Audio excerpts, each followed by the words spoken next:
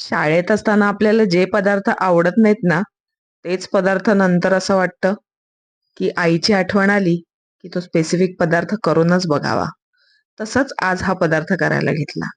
आईच्या आवडीची आणि माझ्याही आवडीची खास मुळ्याची आमटी. फोडणीमध्ये राई, हिंग, कढीपत्ता आणि टोमॅटो घालून ती फोडणी मस्त परतून घेतली. परतता परतता मस्त पांढऱ्या मुळ्याच्या साफ करून बारीक फोडी काढून घेतल्या आणि त्या फोडी सुद्धा या फोडणीवरती चांगल्या परतून घेतल्या आणि 2 मिनिटं वाफा काढून घेतल्या.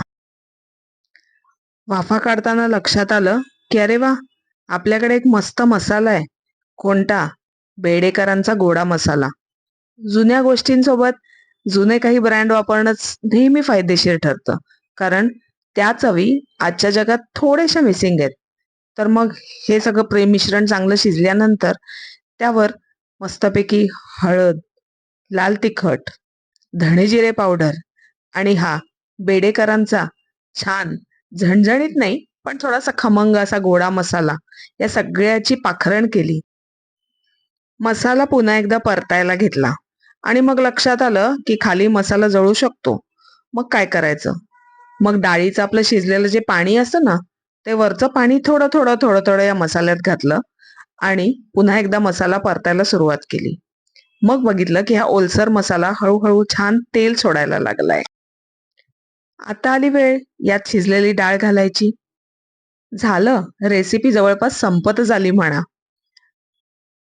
सगळं छान मिक्स करून घेतल्यानंतर त्याच्यामध्ये गूळ घातला, जो मस्ट आहे, आणि मीठ, आणि पुन्हा एकदा याच्यावर थोडासा गोडा मसाला थोडासा शिंपडला म्हणा ना, वरून एक थोडासा खमंगपणा द्यायचा प्रयत्न. झालं, सकाळच्या उन्हामध्ये ही अशी आमटी उकळताना बघणं आणि नंतर ती वाफाळलेली आमटी छानपैकी आपल्या बाउलमध्ये काढून घेऊन त्याच्यासोबत गरमागरम पोळी खा किंवा गरमागरम भातावर तूप घालून खा. आली की नाही आईची आठवण? रोज सकाळी स्वयंपाक करताना मला तिची आठवण येते. तिने काही जुन्या चवी स्वतःबरोबर माझ्या आठवणींशी जोडलेल्या आहेत. त्याच चवी तुमच्याशी जोडायचा खायचं बरं काचा हा प्रयत्न. Like, share, subscribe. खायचं बरं का.